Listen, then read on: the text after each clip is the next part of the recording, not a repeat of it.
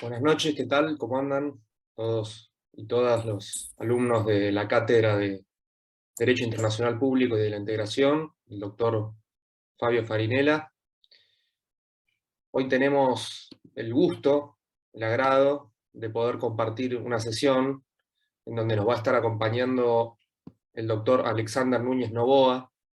Como bien les comenté, el profesor Novoa es un abogado y especialista en relaciones internacionales de la Universidad de Chile, magíster en Derecho de la Escuela de Derecho de la Sorbonne y colaborador en la Relatoría de Participación Ciudadana en la Convención Constitucional de Chile del 2021-2022, proceso que, como ustedes saben y trajeron a colación unas clases atrás, tuvo que sobrevivir a ciertas contingencias que se vieron inauguradas en el año 2019 y que a la fecha arrastró un rechazo del 62% aproximadamente de los votos, y que ustedes lo trajeron a colación hace unas clases. Por este motivo me parecía propicio invitar al profesor Núñez Novoa, Nova, perdón, que es especialista en temas de derecho constitucional. Él nos va a hacer una presentación de aproximadamente media hora, 40 minutos.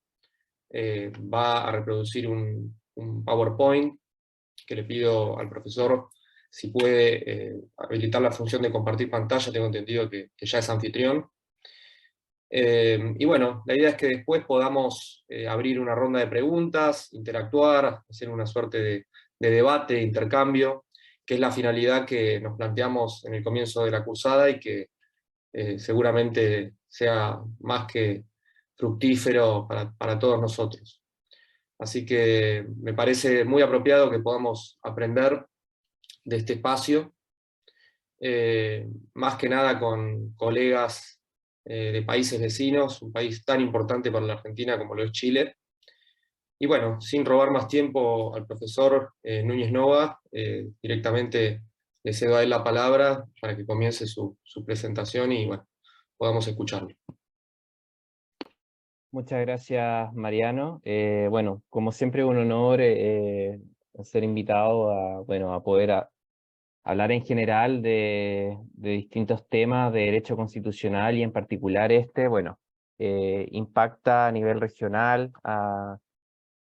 Por supuesto, a nivel nacional hay harta perplejidad aún sobre cómo interpretar todo lo que ha ocurrido, y la idea para mí es voy a compartir pantalla para que puedan ver.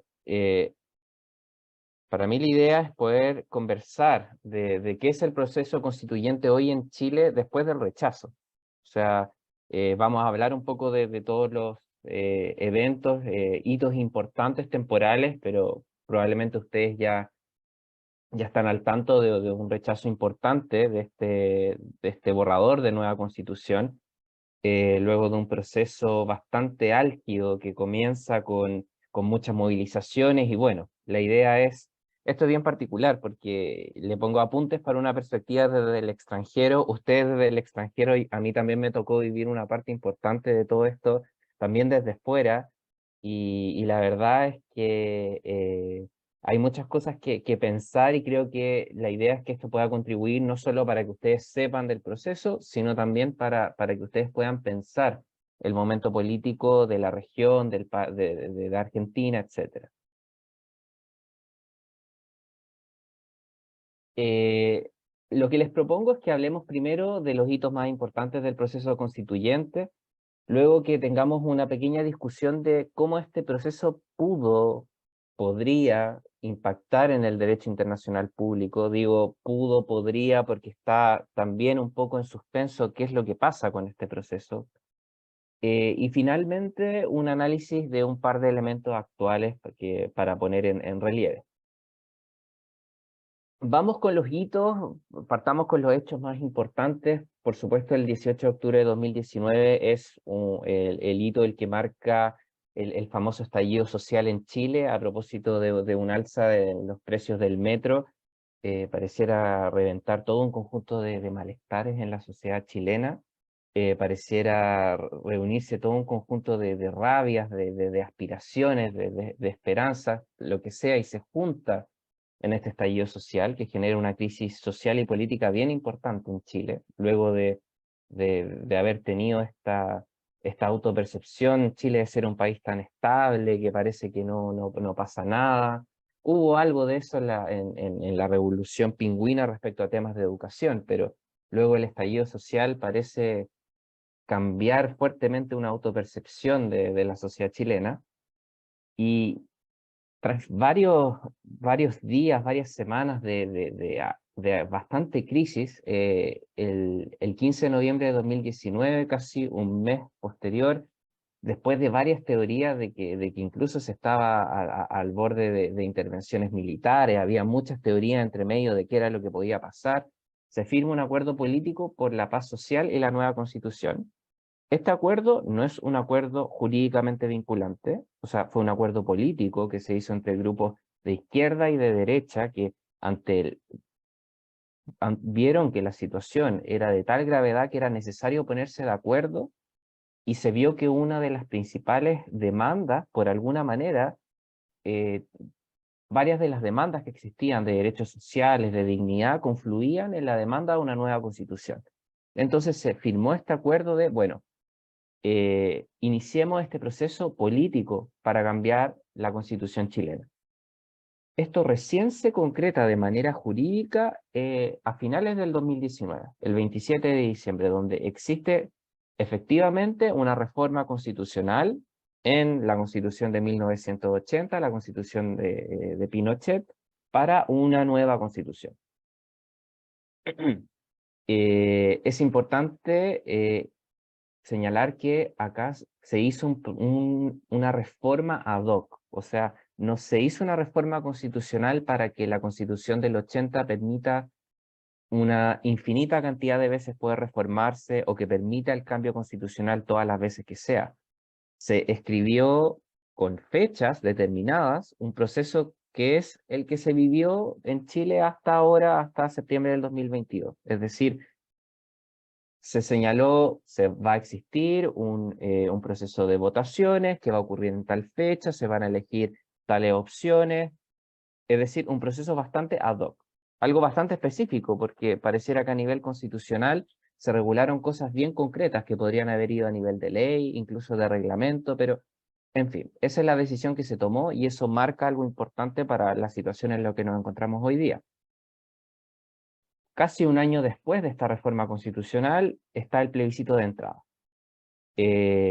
Ahí fue indudable el triunfo del apruebo sobre el rechazo, o sea, tenemos casi un 80% de apruebo.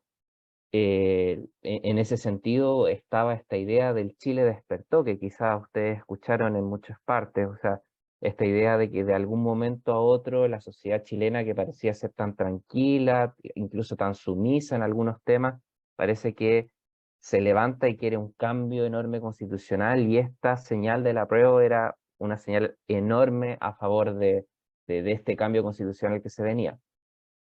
Recuerdo haber estado en varias reuniones digamos, vecinales, en juntas locales, en las cuales la gente como que miraba esto con mucha simpleza, como bueno, si salió esto, de seguro que la Constitución se va a aprobar finalmente con este tipo de porcentaje, o sea, ¿qué se puede esperar?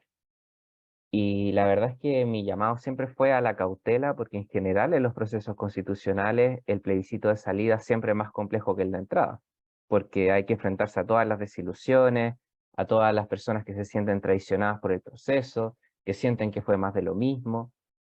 Pero bueno, en ese momento todavía había mucha esperanza. El hito que sigue importante es la elección de los 155 convencionales. Es importante que se eligió un órgano, una asamblea constituyente, se llama Convención Constitucional, pero en el fondo es una asamblea constituyente, en la cual se eligieron la totalidad de los miembros. No hubo nadie que perteneciera al Congreso u otro grupo, hubo una participación muy importante de independientes. Y esta convención constitucional se instala el 4 de julio del 2021. es ahí cuando recién empieza a trabajar. Es importante ir viendo cómo nos vamos distanciando. El estallido fue en el 2019 y parte el 4 de julio del 2021. El debate constitucional parte 2 años después del estallido social.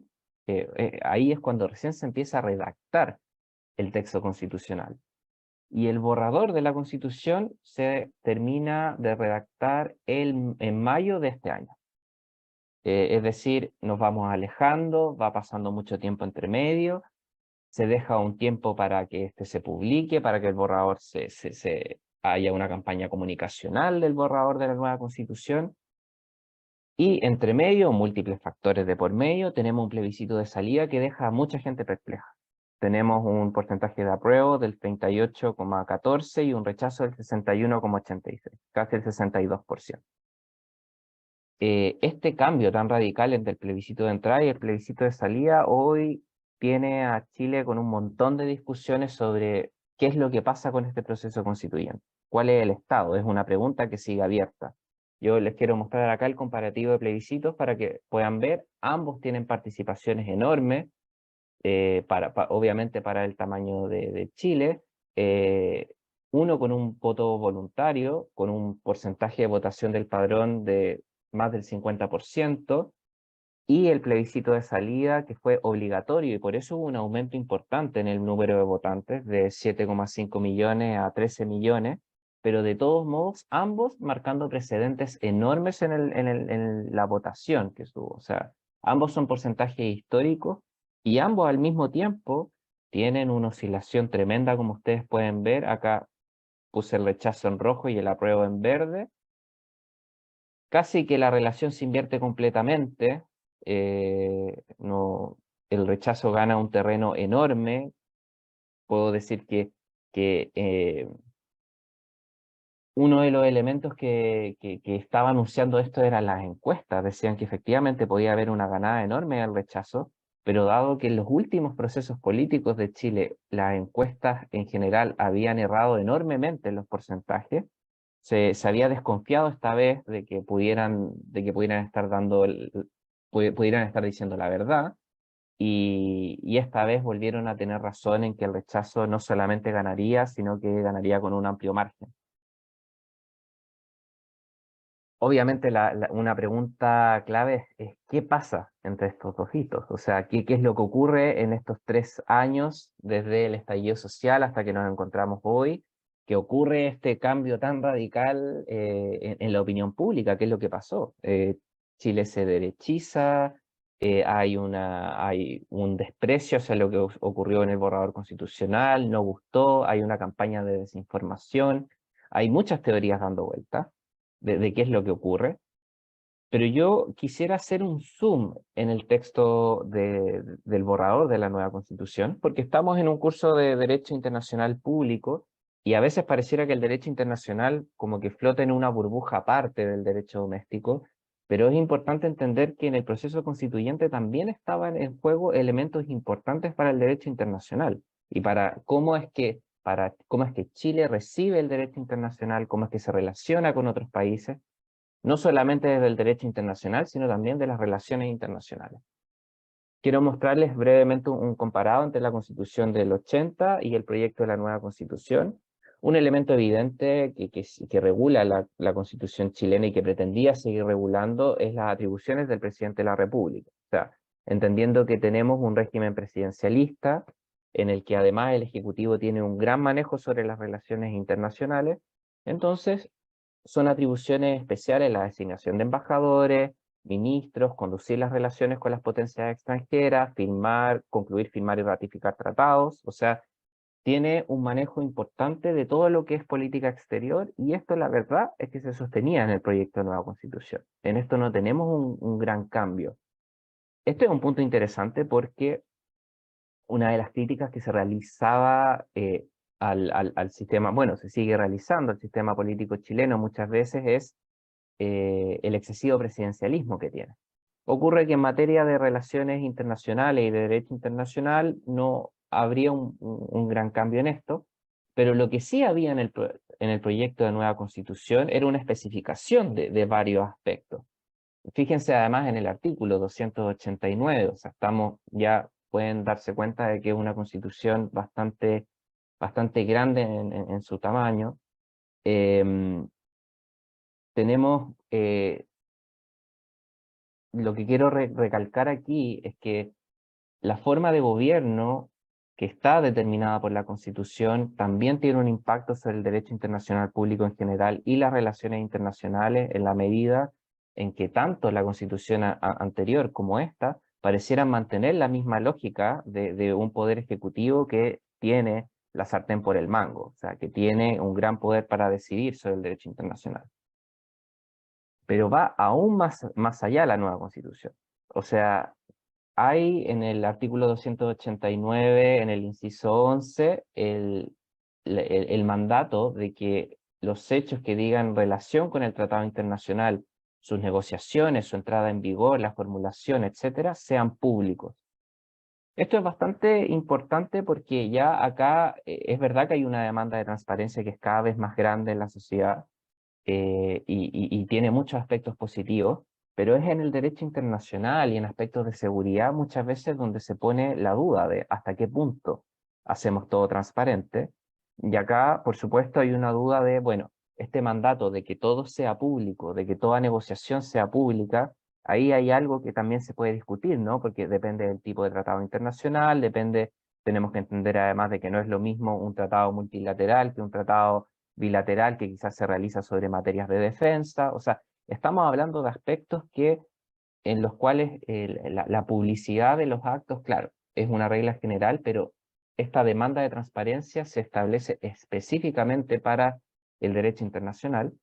Y más aún, acá ustedes pueden ver en el número 12 una sospecha que existe con los tratados de inversión o similares, en donde se señala específicamente elementos como líneas base para estos tratados. O sea, debe procurarse que las instancias de resolución de controversias sean imparciales, independientes, preferentemente permanentes. Todo esto no está en la Constitución de 1980, son especificaciones que tiene este proyecto de nueva Constitución que fue rechazado, pero que muestra un poco el espíritu que había. Había una duda, había una crítica respecto a eventuales pérdidas de soberanía con los instrumentos de inversión y la necesidad de regular algo al respecto. Entonces, acá se ve parte de las demandas que existían. Y acá hay un artículo que generó harta discordia en el mundo internacional, de las relaciones internacionales en Chile, que es que se declaraba a nivel constitucional el hecho de que América Latina y el Caribe para Chile era una zona prioritaria en sus relaciones internacionales. Dado que se criticaba, una de las críticas que se señalaba era, bueno, las relaciones internacionales son complejas, fluyen rápidamente, dependen del momento y por lo tanto fijarlas a nivel constitucional es como un poco mucho, es querer eh, hacer rígido algo a lo que debería dársele más flexibilidad. Y en todo caso, queda la pregunta que, dado que fue rechazado el proyecto, no se va a resolver en la práctica por ahora, pero ¿qué es lo que significa esto? ¿Qué es lo que significa declararlo como zona prioritaria? Ahí es una declaración de principios, tiene alguna forma de operativizarse, de hacerse concreto. Em, pero lo importante con esto es, de nuevo, es darnos cuenta de que estos procesos constituyentes tienen mucho que decir sobre el derecho internacional, son relevantes y pueden eventualmente impactar, por ejemplo, las relaciones con Argentina, en la medida en que hay, por ejemplo, un mandato de zona prioritaria. Y este otro aspecto que probablemente van a discutir en clase que tiene que ver con la recepción del derecho internacional en el derecho interno y la jerarquía que tienen los tratados internacionales.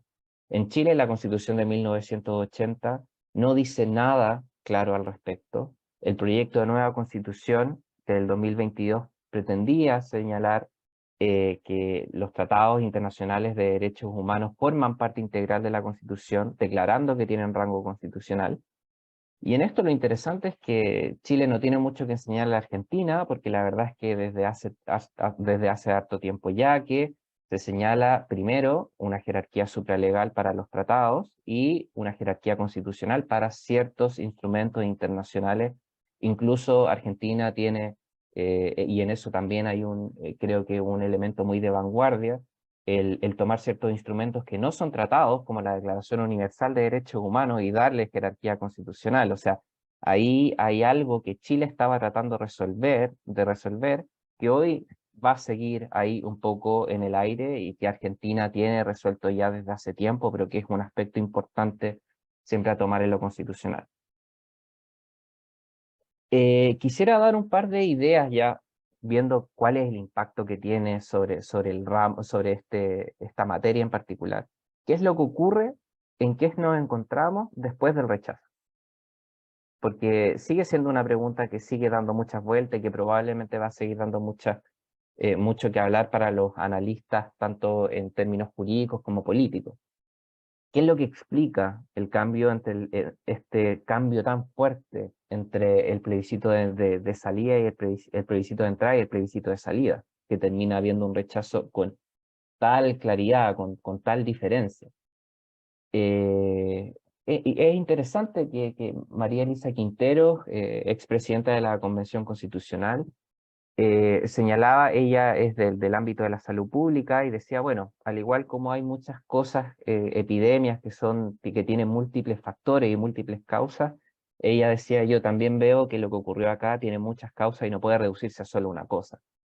Porque hay gente que le echaba la culpa a las fake news, gente que le echaba la culpa a la falta de una estrategia de comunicación que pudiera difundir este texto como correspondía, eh, que simplemente el texto no gustaba, o sea, que el pueblo chileno se dio cuenta de que era un texto que no valía la pena. Eh, También en los efectos del voto obligatorio, acá se agrega una variable importante, que es que después de mucho tiempo Chile reinstaura el voto obligatorio con este plebiscito, por lo tanto genera un efecto importante. Eh, pero creo que lo más razonable es entender que esto es una suma de estos factores y otros que están también por analizarse. O sea, sin esta perspectiva multicausal nos perdemos de la profundidad de los eventos, nos perdemos, no somos capaces de explicar esta diferencia tan fuerte. Y quiero discutir con ustedes algunos términos bien prácticos, bien concretos de lo que a mí me parece que está en juego acá y que va más allá de la construcción normativa. Los elementos de logística y tiempo son fundamentales para generar un texto constitucional.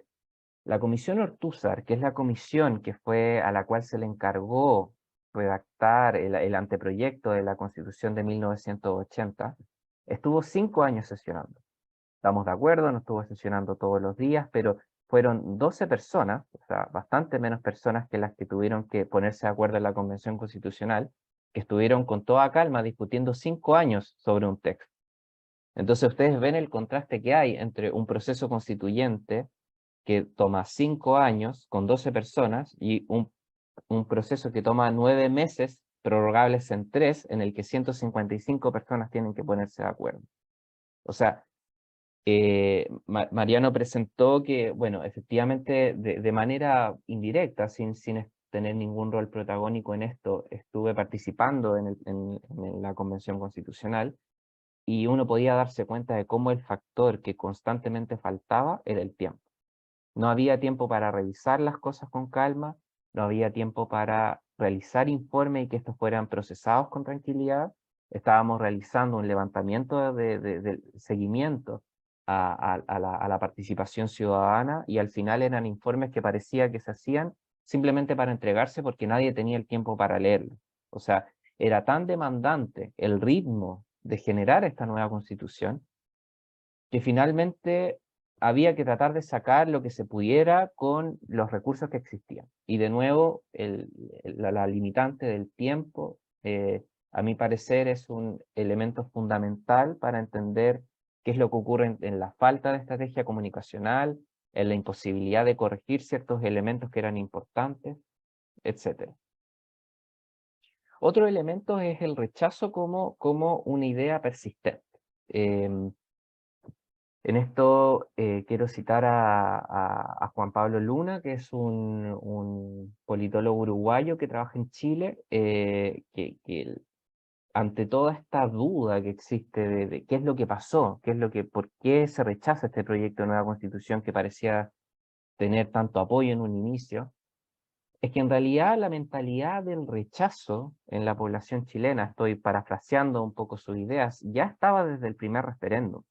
Cuando la gente vota apruebo con tal nivel de votación, casi un 80%, lo que hace es decir, yo estoy en desacuerdo con la política actual, yo quiero un cambio, estoy harto de los políticos de siempre, rechazo la política de siempre y quiero un cambio. Pero estaba dada desde el rechazo, desde la dimensión de esto debería ser mejor, eh, pero rechazando el sistema político. Y no solo esto, que ya está desde el primer referéndum, debería dar luces de cómo es que esto se viene gestando, sino que también hay hitos políticos entre medio en Chile que explican que la verdad es que no debería sorprendernos tanto el resultado final. Tenemos la votación de presidencial de Kast versus Boric de un 45 versus un 55%. Estamos hablando de Kast como un candidato de extrema derecha, que a pesar de ser de extrema derecha y de haber generado muchas polémicas en sus posiciones, se le suma la derecha más de centro y pareciera que al modo como ha ocurrido con Trump, se venía este temor de que acumulara tanta fuerza que terminara ganando. No ganó y tampoco fue un margen muy estrecho, pero efectivamente mucha gente decía, bueno, si tuvimos una votación del 22% del rechazo, pero luego tenemos una votación por Kast del 45%, hay algo que se viene gestando. Ya el apruebo o la posición más progresista no viene teniendo el mismo apoyo. Luego la votación de parlamentarios en Chile, que también favorece a la derecha en esto, y por lo tanto también se debió haber visto como una señal de que había un sentimiento acumulándose a favor del rechazo.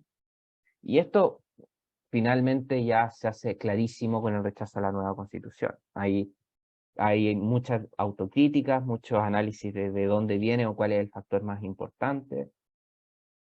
Pero creo que esto a nivel internacional nos tiene que también llamar la atención respecto al fenómeno mundial del populismo y de cómo este se alimenta de varios elementos, ¿no? De los medios de comunicación, de las redes sociales, de las fake news, de cómo es que se gesta un sentimiento antisistema, antipolítica.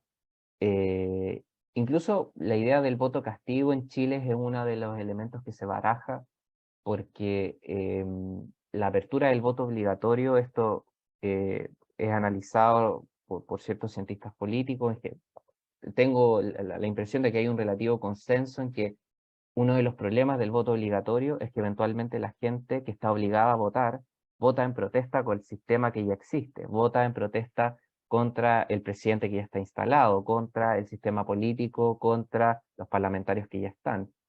Y que hubo algo de eso aquí también. O sea, hubo un cierto porcentaje de la votación que la verdad es que se debe a que había gente que estaba descontenta con el gobierno de Boric, como va hasta el momento, identificaron el gobierno de Boric con el apruebo y por lo tanto votaron rechazo.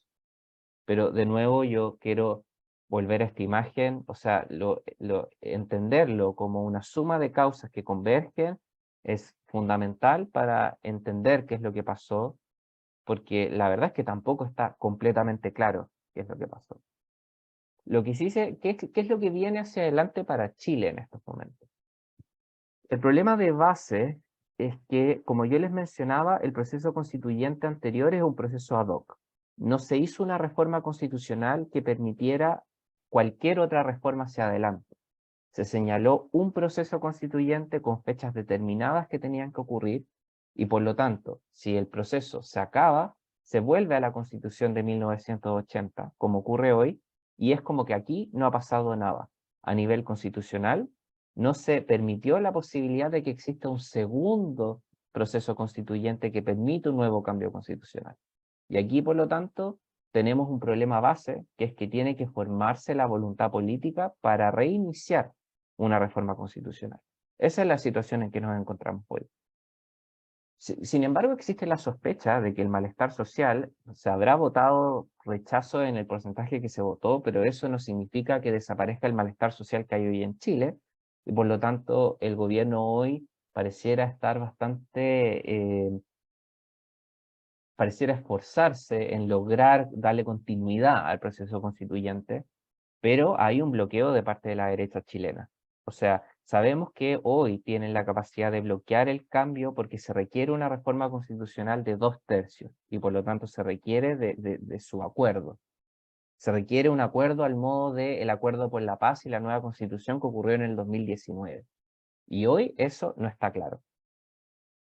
Y esto ha generado discusión sobre ciertos aspectos que supuestamente han sido polémicos y de los cuales se ha levantado mucha discusión. Por ejemplo, se señala que la plurinacionalidad generó mucha polémica, que no era realmente una demanda que estuviera en el pueblo chileno. También corrieron muchas noticias falsas al respecto de esto, o sea que personas pertenecientes a pueblos originarios iban a tener un sistema de justicia completamente separado, iban a tener más privilegios, que iban a tener más derechos que un ciudadano que no fuera perteneciente a pueblos originarios.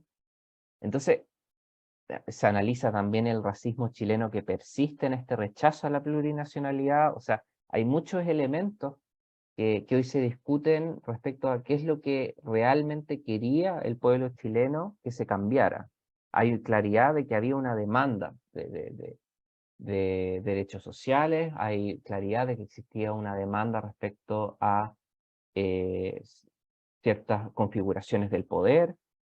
Hay bastante también acuerdo hoy respecto a temas de la paridad, por ejemplo, el hecho de que fuera un proceso paritario que se iba a marcar como la primera constitución estrictamente paritaria de la historia fue algo que sigue teniendo cierta aceptación, pero hay otros aspectos como la plurinacionalidad que hoy se están cuestionando. Entonces hay preguntas abiertas aquí, que es realmente hasta qué punto y de qué manera sigue en pie el proceso constituyente en Chile. En qué medida existe legalmente, estamos de nuevo a foja cero y hasta qué punto este se sostiene y en qué condiciones. Pero además, ¿qué lecciones esto puede significar para la región latinoamericana? O sea, Latinoamérica ha sido un territorio que ha tenido varios cambios constitucionales en el último tiempo, dígase en los tiempos constitucionales. ¿Cómo aprender de los errores del proceso chileno? Pero luego, ¿qué pronóstico hay para el panorama político? Esto no solamente por el rechazo y para quienes creíamos en la necesidad del cambio constitucional, como esto es un balde de agua fría, también quizás cómo vincular esto, por ejemplo, a los fenómenos que no ocurren solamente en Latinoamérica, sino, por ejemplo, la votación reciente en Italia, ¿no? Que también ha generado sorpresa y que probablemente también es cercano y debe generar mucha discusión hoy en Argentina. Cómo que se están generando varios fenómenos que se identifican de alguna u otra manera con populismo, cómo es que estos se relacionan con los medios de comunicación, con las tecnologías de la información. Eh, Creo que hay lecciones que aprender no solamente para Chile, sino también para la región, y eso los dejo como preguntas abiertas para la discusión. Eh, bueno, y eso, muchas gracias por su tiempo. Bueno, Alex, muchísimas gracias por esta presentación, la verdad, muy completa y me parece que deja abiertos muchos interrogantes para que podamos realizar y formular aquí desde este espacio. A mí me llaman la atención muchas cuestiones, principalmente, por ejemplo, el tema específico de las inversiones, cuestión que tengo entendido que Chile, en lo que es tribunales del CIADI, tribunales arbitrales del CIADI, tiene un prontuario bastante bajo, e incluso los casos que se han llevado a un tribunal arbitral del CIADI han sido en casi todos victoriosos, las posturas de Chile, por lo tanto me llama la atención esa cláusula concreta en materia de inversiones. Pero antes de entrar a esa cuestión más bien particular, eh, y un poco resaltando esta última apreciación sobre las nuevas tendencias políticas que en el caso de Italia, como vos bien mencionaste, Giorgia Meloni, que fue electa en el día de hoy como primera ministra de Italia, con antecedentes importantes dentro de lo que es los Hermanos por Italia, la fuerza histórica de Silvio Berlusconi, con cierta alianza con la famosa Liga del Norte de Salvini y demás, y que lleva a una suerte de reconversión de los sistemas de partidos políticos en los países que hasta hace no tanto uno podría englobar como parte de un occidente que había llegado al famoso fin de la historia que vaticinó Fukuyama allí por la década de los 90. Entonces, en el caso concreto de Chile, bueno, tenemos que desde 1980, más o menos, existe un sistema de partidos que básicamente una alternancia entre la Concertación, que era una coalición de partidos de centro-izquierda y de centro, Michelle Bachelet, la expresidente Bachelet, Fernando Lagos y demás, el UDI, por otro lado, que era el partido histórico de Sebastián Piñera, y de repente en estas elecciones que le siguieron al plebiscito de entrada al proceso de reforma, aparecen otros partidos como el PRN de Cast y la coalición de la Convergencia Social de Boric. Y lo que más llama la atención tiene que ver con esta cuestión que vos mencionaste, que para mí es el punto nodal de todo, que tiene que ver con la abstención electoral a la hora de ir a las urnas. El proyecto de entrada, mencionaste 51%, un número verdaderamente asombroso, si uno lo compara con el de salida, que hubo, ahí está, 85,7% del porcentaje del padrón electoral que vota, efectivamente, fíjense, es notable esa divergencia, ¿no? Y por último, la cuestión de tiempos, que vos mencionás, que hubo muy poco tiempo, como si todo, a ver, un proyecto de reforma, estamos hablando de la Carta Magna, la ley más importante en términos generales que tiene un país, la Constitución Nacional, que establece la famosa norma fundante básica de la que hablaba Kelsen, y tan solo en Chile pareciera a priori que fue un proceso de reforma exiguo, que si uno busca compararlo con el caso argentino, de la reforma del 94, también fue exiguo.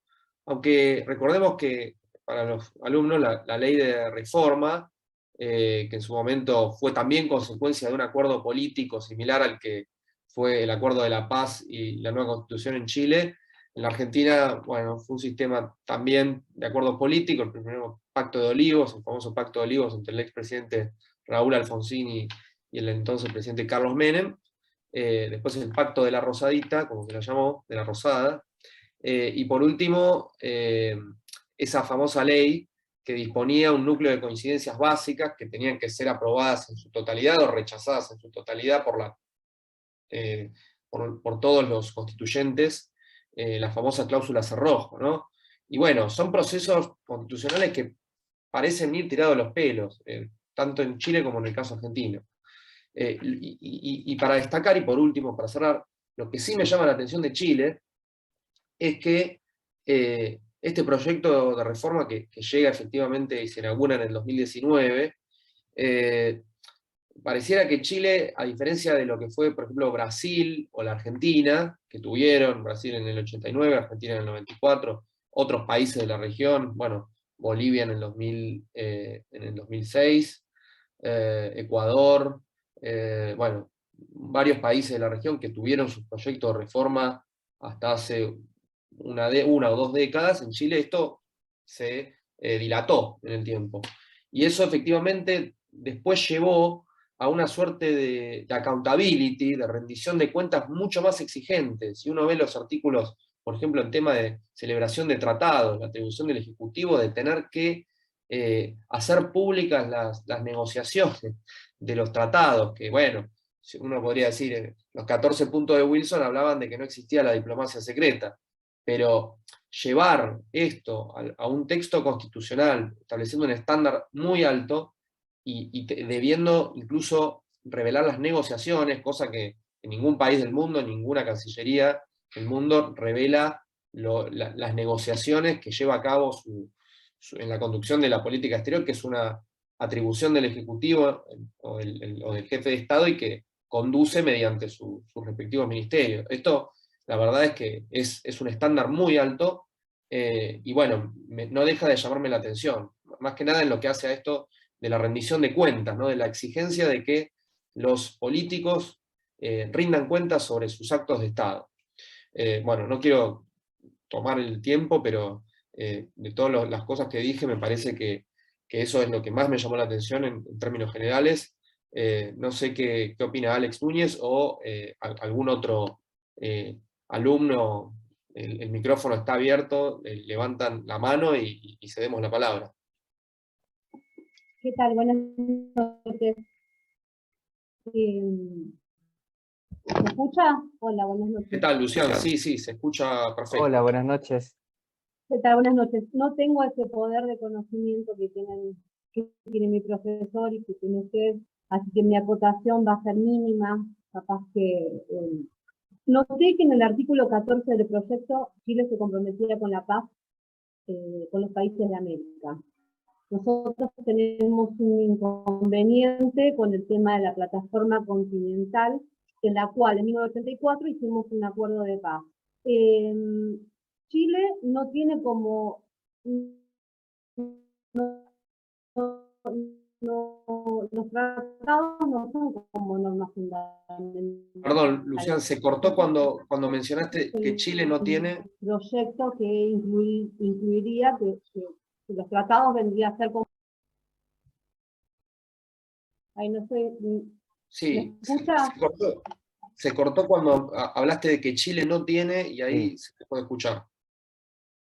Bueno, a ver, yo lo que en el artículo 14, cuando nos mostró sobre el proyecto, que Chile se comprometía a la paz con los países de América Latina.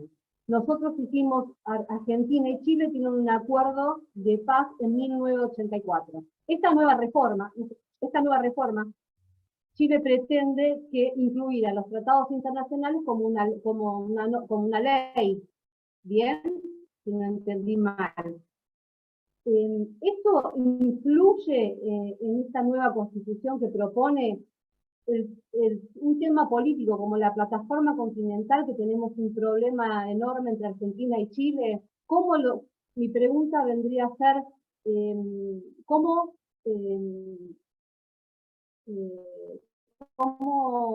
ingiere o cómo los chilenos tomarían si esta constitución fuese aprobada con este artículo 14? ¿Me explico a lo que quiero llegar?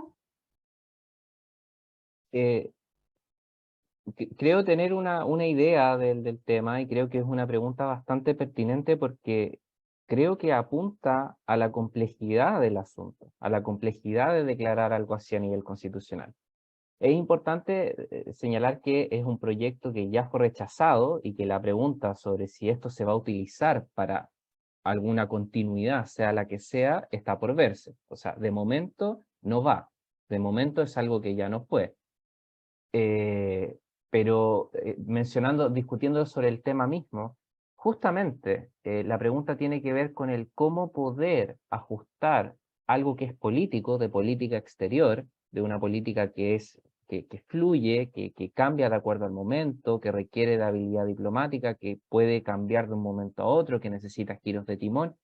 ¿Cómo poner eso, cómo rigidizarlo mediante una norma constitucional? O sea, lo que se criticaba desde varias personas, por eso la pregunta es pertinente, es que justamente es intentar hacer algo que en la práctica no es viable. Porque incluso acciones como el mantenimiento de la paz, que son ideas muy generales y todo, que me parece que sí pueden calzar con una constitución, van de la mano con una declaración mucho más específica, que es el declarar como zona prioritaria Latinoamérica y el Caribe, ¿no? Como que ahí hay algo que, bueno, ¿cómo yo hago esto operacional? ¿Cómo lo hago operar en la práctica? ¿Qué limitaciones me pone? Si el día de mañana yo tengo un acuerdo comercial con la Unión Europea y otro con la región de Latinoamérica, ¿significa que tengo que darle preferencia al de Latinoamérica? ¿Cómo? ¿Hasta qué punto? Esa es justamente una pregunta que había ahí, que era difícil y que era una de las críticas a este, por lo menos a este articulado. Así que creo que la pregunta es pertinente porque es una pregunta difícil de responder justamente. Y para agregar a la pregunta, Lucián, y también para aclarar también al resto del curso, la Argentina y Chile tienen un tratado de paz y amistad del año 84 que pone fin a un diferendo importante, que fue la cuestión del canal de Beagle. Ustedes saben, esas tres islas, la Picton, la Nueva y la Lennox, que estaban al sur de la isla de Tierra del Fuego, el estrecho de Magallanes y lo que es el canal de Beagle. Bueno, una cuestión que finalmente se resuelve por mediación y conciliación papal.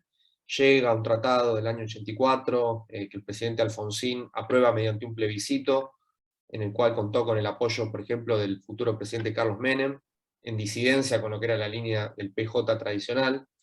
Y este tratado, que luego durante la década del 90 tuvo tribunales arbitrales para terminar de zanjar cuestiones como la cuestión de laguna del desierto o hielos continentales, encuentra hoy una controversia en cuanto a la interpretación de la extensión de la plataforma continental, que la Argentina presenta ante la Comisión de Límites de la Plataforma Continental de Naciones Unidas en el año 2009, luego de que se inaugura la Comisión de Plataforma Continental, la COPLA, en el año 98, y que finalmente esta Comisión de Límites de Naciones Unidas aprueba en el 2017 los planos presentados por la Argentina.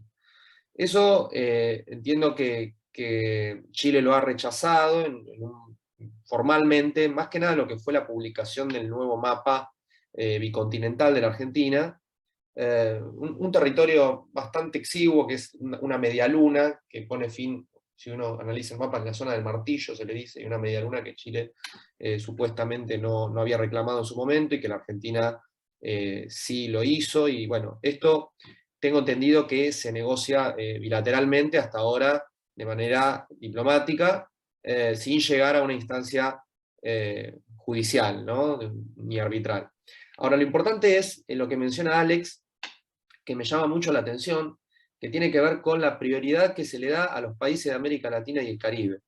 La Constitución argentina, el artículo 75, inciso 24, le da prioridad a los tratados de integración, teniendo en cuenta, por ejemplo, lo que era el Mercosur, que en el 94 tan solo tenía 3 años de la firma del Tratado de Asunción, y que Chile es un Estado asociado, junto con Bolivia, del Mercosur.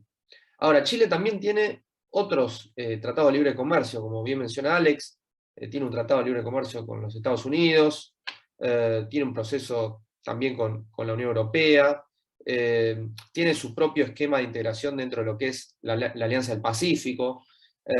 También tengo entendido que formaba parte de los diálogos de la PEC para formar parte del TPP, del Trans-Pacific Partnership, si no recuerdo mal.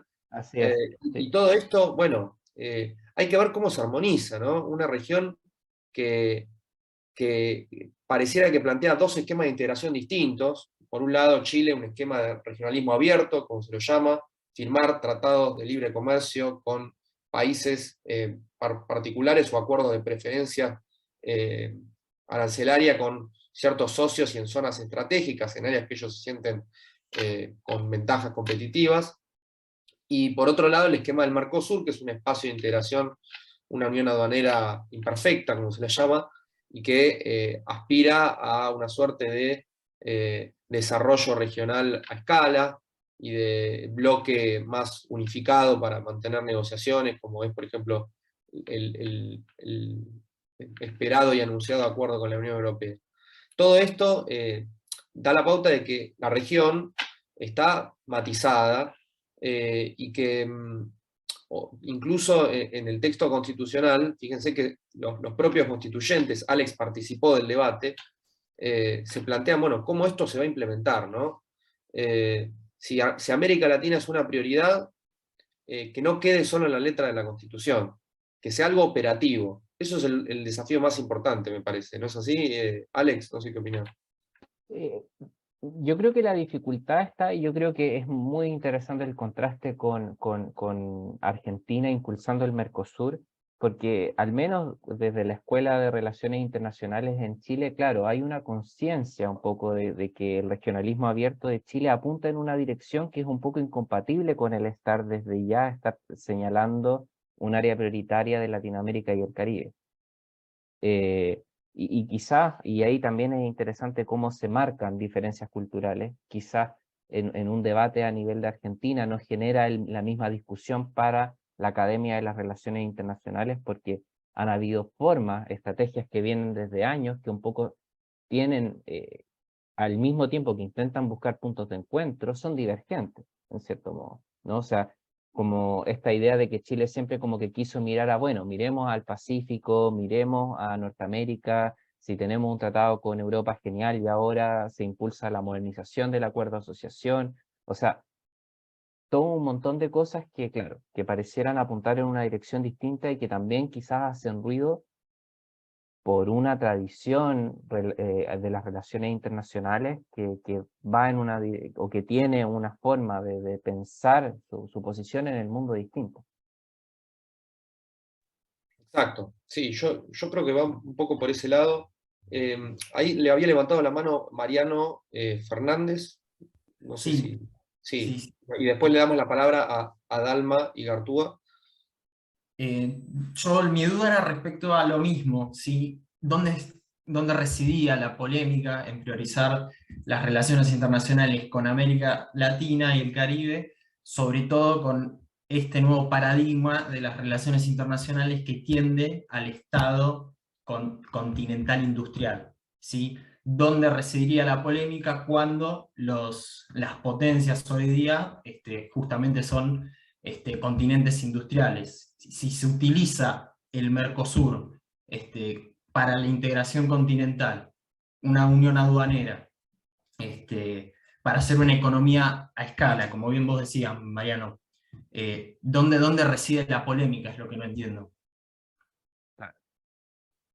En esto quizás Mariano me pueda ayudar un poco más al yo no conocer tan en detalle los aspectos del Mercosur, pero uno de los elementos concretos, por ejemplo, es que Chile ha firmado, siempre ha tenido un interés desde los 90 sobre todo, de firmar tratados, por ejemplo, de libre comercio que bajan los aranceles y lo más posible, varios a arancel cero. Entonces abren las fronteras de una manera que puede ser incompatible con ciertos otros tratados que se negocian en bloque, ¿no? Y un gran ejemplo de este es el Mercosur. O sea, si el Mercosur dice, bueno, nosotros en bloque no vamos a tener ciertas medidas, por ejemplo, de protección de cierta industria nacional, la decisión que tomó Chile es, esa no es mi línea de trabajo es, yo me abro a distintas potencias y negociemos con aranceles bajísimos y así trabajamos, ¿no? Ahí, por ejemplo, hay una estrategia que puede en algún momento resultar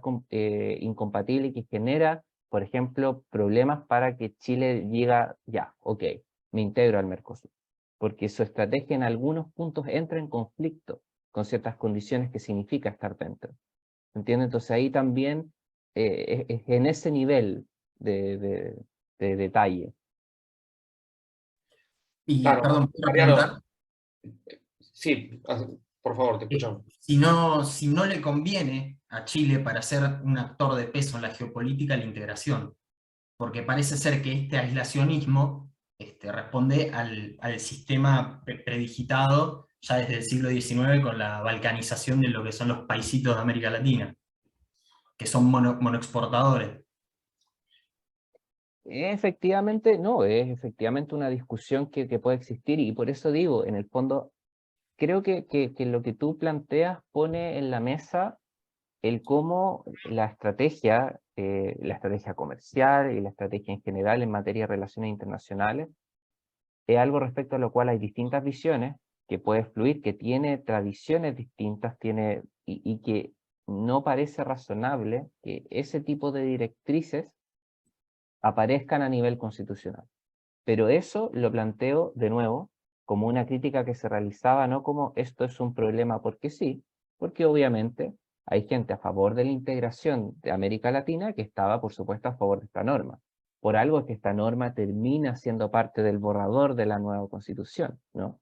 O sea, lo que planteo es, esto es lo que se iba a aprobar, y esto por algo es que sale en el texto, ¿no? O sea, hay convencionales que votan a favor de, ¿ya? Luego, ¿cuál es el proceso que hay para que se vote, para que se haya dado, para que se haya favorecido esa redacción?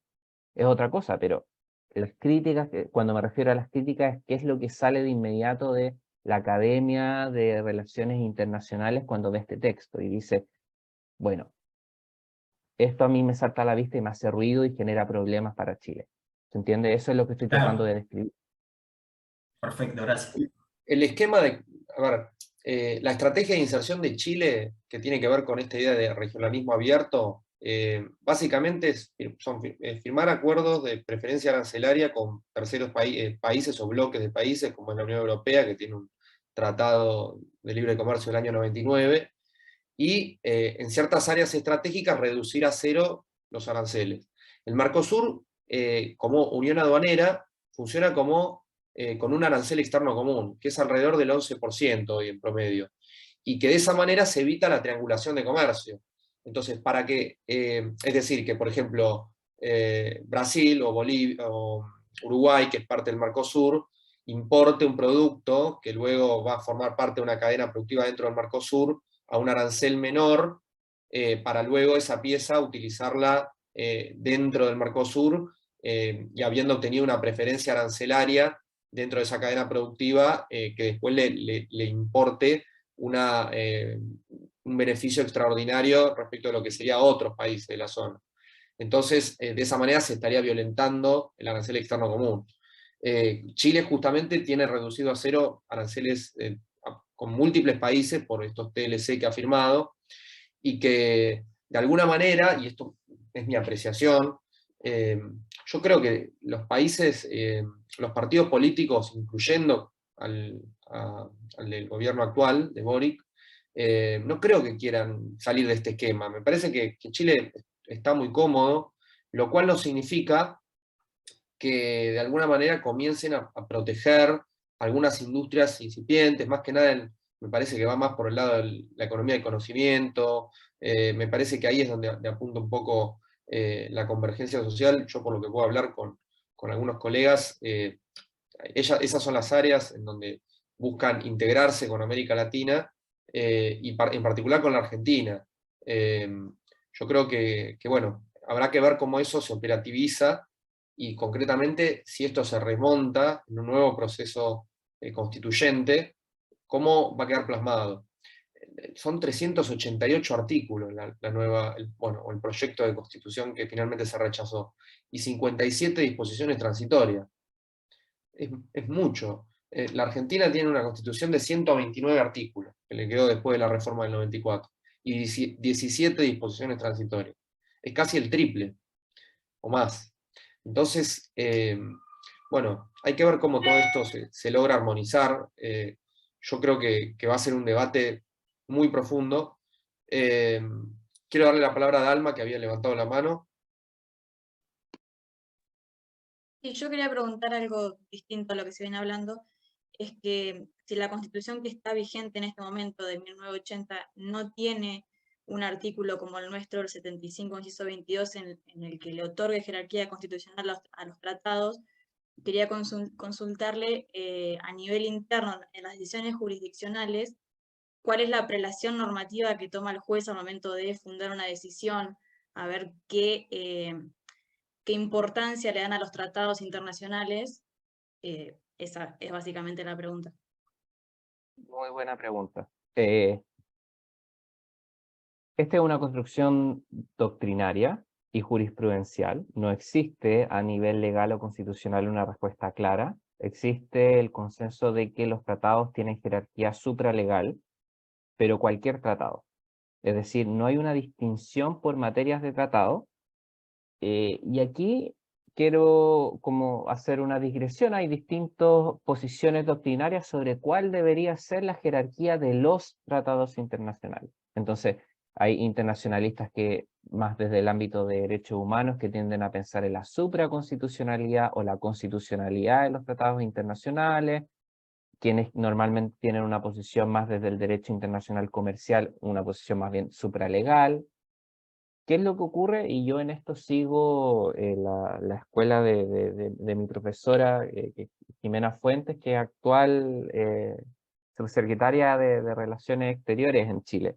Y es que la pregunta no puede hacerse así porque los tratados internacionales tienen distintos ámbitos, tienen distintas materias, y eso la Constitución argentina lo recoge muy bien. Siempre se pueden hacer mejoras o más detalles, pero ya esta diferenciación en que, ojo, un tratado internacional de derechos humanos no es lo mismo que un tratado internacional, no sé, de las relaciones consulares, que regula las relaciones consulares entre países, ya es un punto que marca algo importante. Entonces, hay tratados particularmente importantes que yo los hago equivaler a la Constitución y otros que son simplemente supralegales. Eso en Chile no está determinado como tal. Todo se debe a la formación jurisprudencial y doctrinaria del momento, y eso era algo que se quería, por eso digo, ahí hay algo bueno que se quería solucionar con la Constitución, ¿no? Yo creo que cualquier persona que les pueda hablar sobre el borrador de la nueva Constitución de una manera relativamente bien analizado, va a ser una ponderación entre elementos negativos que tenía y elementos positivos. Ese era un elemento positivo que Argentina tiene resuelto hace mucho tiempo y que Chile no lo tiene aún. Una pregunta, Alex, respecto de las decisiones de la Corte Interamericana y las recomendaciones de la Corte y los informes de la Comisión. ¿Existe relación normativa como consultó Dalma? Yo recuerdo que Chile, por ejemplo, tiene casos importantes que incluso se citan en la jurisprudencia argentina, Almonacid Arellano, Atala Rifo. Sí. Yo eso la verdad que desconozco. ¿Existe alguna norma operativa en Chile o una ley que hable sobre esto? ¿O jurisprudencia? Lo que existe, o sea, a ver, lo que existe en la práctica es que Chile tiene como un capital propio el respeto al derecho internacional. Es uno de los elementos en general, así como tú mencionabas el tema del regionalismo abierto en la Escuela de Relaciones Internacionales, como que uno de los elementos base es que uno de los elementos identitarios de Chile es el respeto al derecho internacional, y en eso nunca ha habido una duda de respetar las sentencias de la Corte Interamericana. Lo que pasa es que en eso simplemente se respeta la misma forma en que esto opera, en la que se señala que equivale a una sentencia, no recuerdo el fraseo exacto, pero a una sentencia del más alto tribunal del país. O sea, como es en base a esa noción que es claro, es como que fuera en estos efectos una sentencia de la Corte Suprema, y se respeta en esos términos, ¿no? Es como, pero la verdad es que no existe una prelación específica respecto a estos elementos. O sea, insisto, ni siquiera hay una prelación en general en cuanto a los tratados internacionales como a secas, menos aún en esta materia. Claro, y es algo que la nueva Constitución intentaba reformar de alguna Claro. manera. Perfecto, perfecto. ¿Alguna otra pregunta, intercambio, opinión en general? Bueno, yo la verdad es que quiero darle las gracias a Alex, profesor que hoy se encuentra en París, así que imagínense que está teniendo el gusto de hablar con ustedes con 5 horas más y con el sueño que eso implica. Bueno, cuando venga a la Argentina, espero que podamos celebrar con unos vinos argentinos y chilenos. El otro día tuve la suerte de celebrar el Día de la Independencia de Chile tomando un trago, el terremoto es el que tiene con helado de durazno, es muy Con bueno, helado de piña. de piña y pisco, impecable. Y bueno, la verdad es que esto lo gestionó un colega, Jorge Díaz, colega y amigo de acá que está en Buenos Aires. Yo la verdad es que, repito, le quiero agradecer al profesor. No todos los alumnos de una universidad nacional tienen la suerte de contar con esta experiencia de primera persona, de un profesor invitado de la Universidad de Chile y de la Sorbona de París. y además que participó en el proceso de reforma constitucional, con un rol de asesor. Así que esto es muy importante, es una experiencia única, y bueno, está grabada esta charla, y la van a poder presenciar de forma sincrónica otros alumnos de la Universidad de Mar del Plata y de otras universidades del país, y es el marco que le queremos dar a nuestras relaciones con colegas y compañeros de universidades extranjeras. Así que bueno, le vamos a dar un aplauso virtual a Alex y agradecerle, y bueno, si hay alguna otra opinión o pregunta, la hacemos, y si no, nos vamos a comer en la Argentina y a dormir en París, que estoy seguro que es un horario complicado. Bueno, muchas gracias por la invitación y espero que estén muy bien. Y como siempre, un gusto, cuando quieran. Perfecto, Alex, bueno, muchas gracias. Y bueno, para los alumnos nos vemos la semana que viene conmigo, el miércoles con Romina. Y bueno, de nuevo agradecerle a Alex y dar por concluida esta sesión. Un saludo a todos y nos vemos pronto. Muchas gracias por todo, Muchas Alex, gracias. Mariano. Un gran Adiós. saludo, nos Chao, vemos. que estén bien. Gracias.